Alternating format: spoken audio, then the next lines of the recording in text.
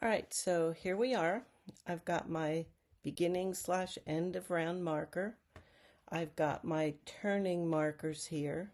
So I'm going to knit from the beginning of the round to the first marker, turn to the second, turn to the third, turn to the fourth, and then come back to where I started. Let me knit this to the beginning spot first. So this will be just the way you're going to be doing it.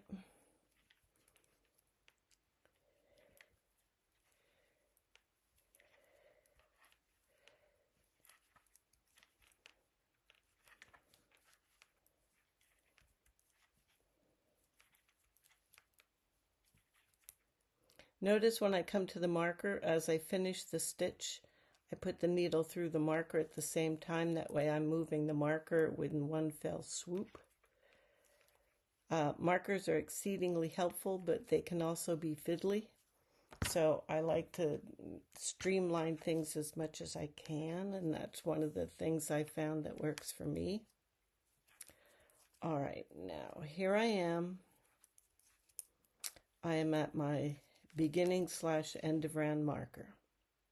All right, so I'm going to knit to this marker. I'm not going to move the marker. I'm just going to knit to the marker and then turn my work.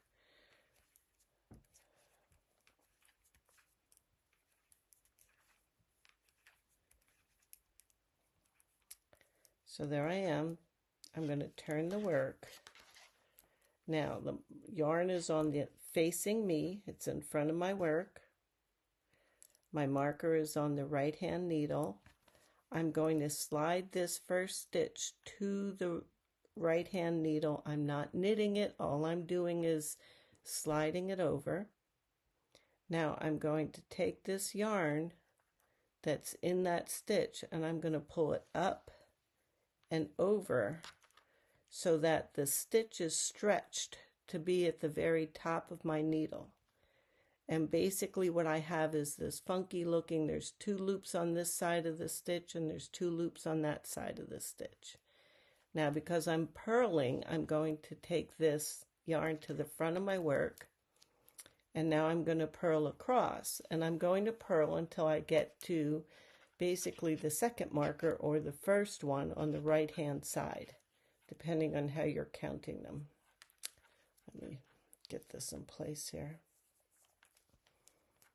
So when I hit my middle of round marker, I'm just going to go right past that and not stop at all. I'm just going to keep right on going. And again, when I get to my marker, I'm not going to move my marker. I'm going to leave it on the left-hand needle, but I'm just going to turn my work. So here I am, pulling all my stitches off. There we go. Now I'm going to take my work and I'm going to just turn it. So my marker is on the right hand needle. I'm going to pull the yarn so it's in the front of my work. Whether you're purling or knitting with this technique, when you start this, when you slip that first stitch, you always want the yarn in front. So I'm going to slip that first stitch. I'm going to pull this up and around so that that stitch is stretched out, and I have the double loop on the front and the double loop on the back. Now because I'm knitting, I'm just going to take that yarn to the back, and now I'm going to knit across. Now as I knit across, I'm going to come to that first marker where I have already turned. I'm just leaving that marker in so that it reminds me when I get to that goofy looking stitch not to knit each loop individually. So do you see how I've got this goofy looking thing? And if you're not careful, you're going to knit the front loop and knit the back loop, and what you're going to end up with then is a hole in your work and an extra stitch. So by keeping the marker here, it's the stitch right before the marker. I can see, oh, that's where I did my turn. So all you do is you knit both of those loops together. Now I can take that marker out. And then I'm going to knit on to my second marker on the left-hand side. And again, I knit to the marker. I don't move the marker.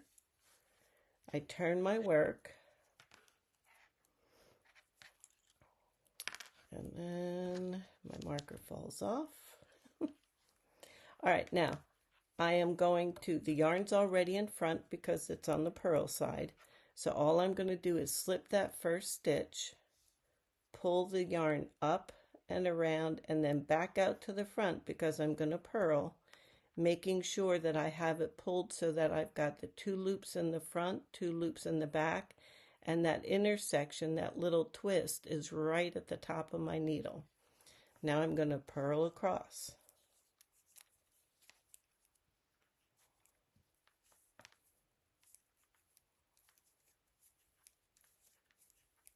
And when I get to my first marker, that's going to be where I did the first turn.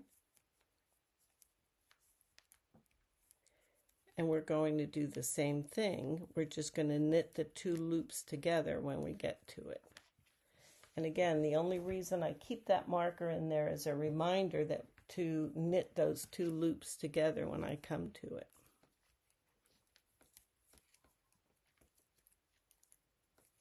All right, so here I am. There's my marker. It's the stitch right before the marker. And you see my yarn is, the loops are kind of twisted here. Doesn't matter.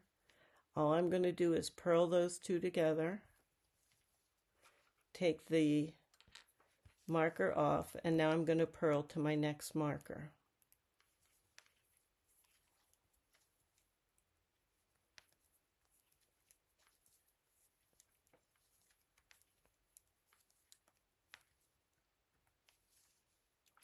Turn my work, keep the yarn in the front of my work,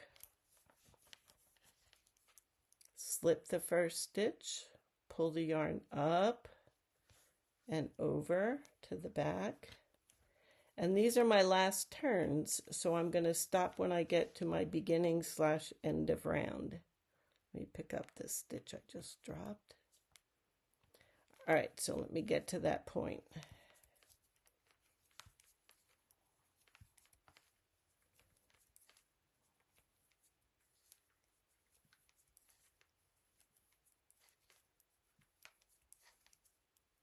All right, so now I'm at my beginning of round marker, and I'm just going to stop. At this point, I've finished my short rows. You can see how I've got this arc. Let's wait till it focuses. There we go. You can see how I have this little arc of cloth here. But I still have 2 markers here. And I just said I'm done with my short rows. I'm done doing my turning for the short rows. What I have to do is finish off these last 2 stitches, and I'll do that when I do my knit that 1 round. So if you remember, we put the short rows in before we knit the final round according to the pattern. So now is when we're going to knit that final round, and as we knit that final round, we're going to knit these 2 together. And I'm leaving the markers in there as a reminder that I need to knit those 2 funky looking things together, and not that they're 2 separate stitches. So the final step of this is to resolve those last 2, but you resolve those last 2 as part of your going back to the pattern and following the pattern. So I'm going to knit away. And now I'm at my stitch before the marker. You can see how it looks kind of goofy.